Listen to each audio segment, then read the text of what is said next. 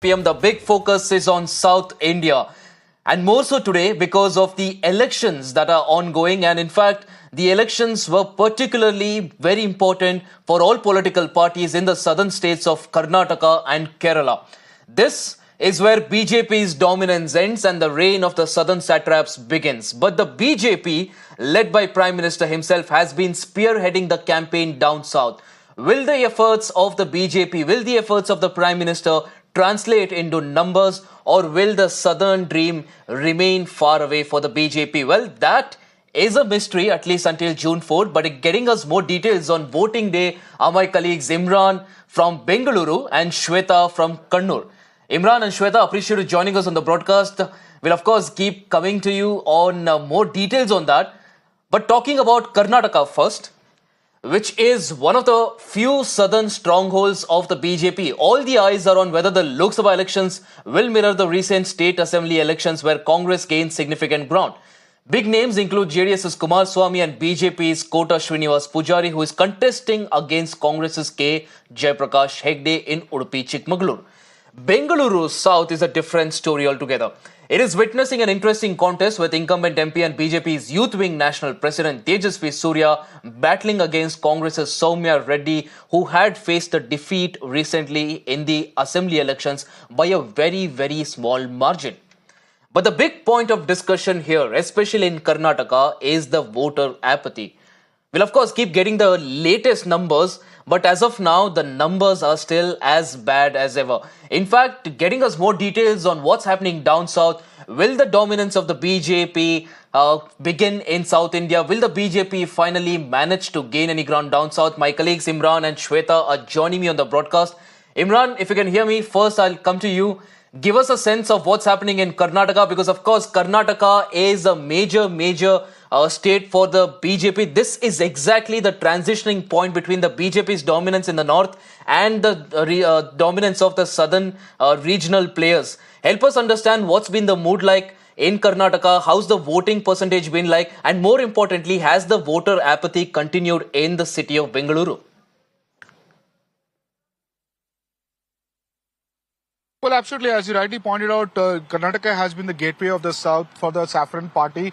And in fact, they also twice they came to power here, of course, but with coalitions and also sometimes doing poaching MLAs from the Congress Party.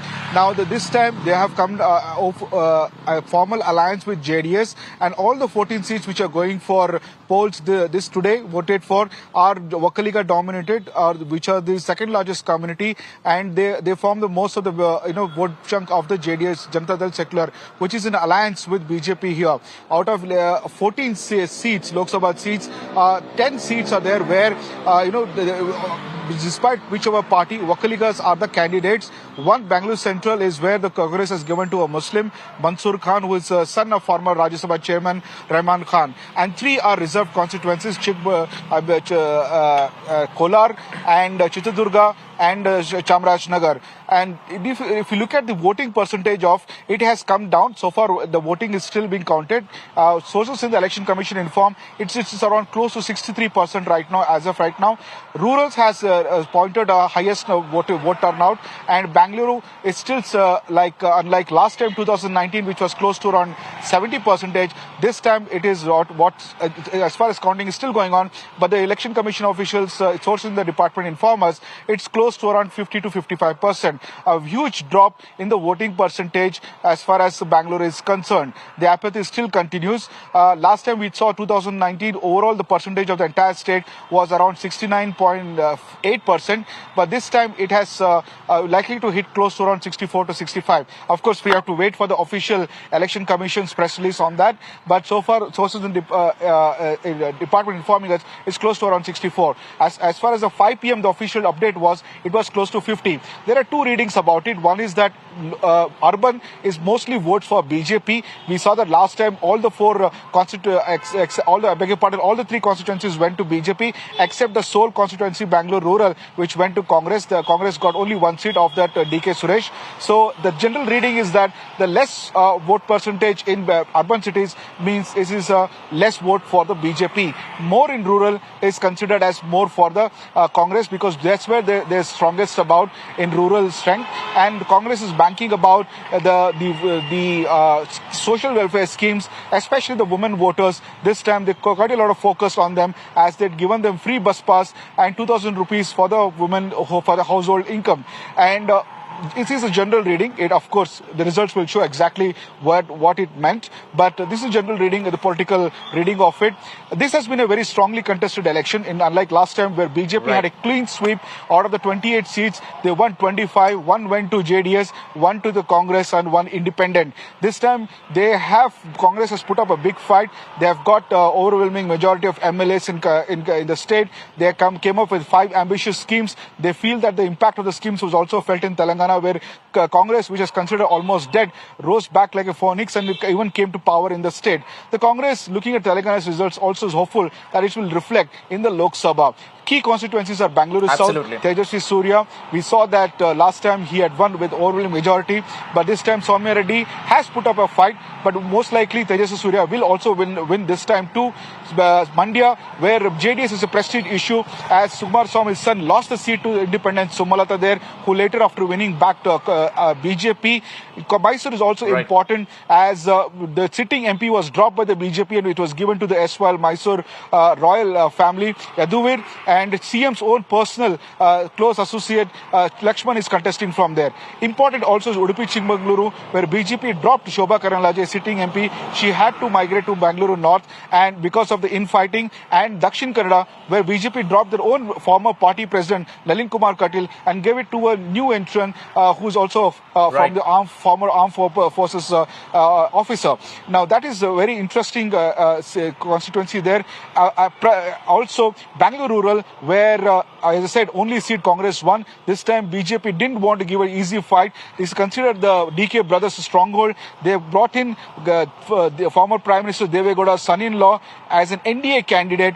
He was inducted into BJP and then given the ticket, and he is the NDA candidate from Bangalore Rural who was a former head of the Imran, like you're rightly hospital. pointing out, this time around the election is going to be much closer.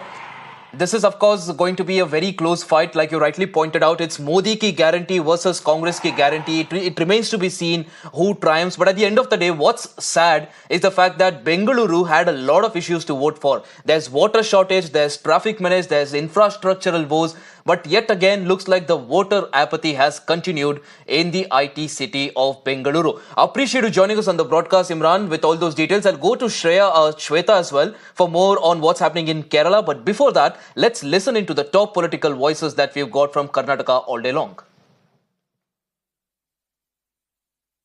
So the Prime Minister is making a lot of accusations on Congress manifesto. Because he is desperate. Prime Minister is desperate that he is going to lose the election. PM is quite a hit out at the Congress manifesto, sir, and also against the Karnataka government. PM has become frustrated. I'm sorry. Such a big man, he should not level to the level of even speaking on Mangal Sutra and on other minority issues. He has taken a oath on the Constitution. It is his duty to protect the Indian Constitution, and all section of the society in this country has to be done. Discrimination itself is a big crime. Sir, IT officials looks like only been attacking your and your constituency. Yes. They are only looking at my brother's constituency. I think they are acting like a political agents of the BJP. Let us see. There will be change. Several narratives have been set by the BJP in the last 1 week, but the opposition has been coming down quite heavily on some of them. The manifesto, some of them say that the BJP hasn't read it, the Prime Minister hasn't read it, and creating false narratives here. What do you have to say to the Congress? See, it's all right for them to go on saying, is it in my manifesto? But when their own leader talks about X-raying Hindustan, and when their own leader says, I'll study the various castes and communities through a survey, and after that, I'll also take action after that. And his own mentor from somewhere abroad, who periodically during elections gives the wisdom which his party takes very seriously, he's given a wisdom this time. There will be property tax, inheritance tax is very good, and that is very important, and so on.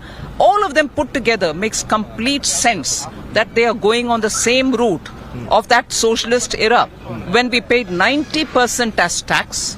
We even had a compulsory deposit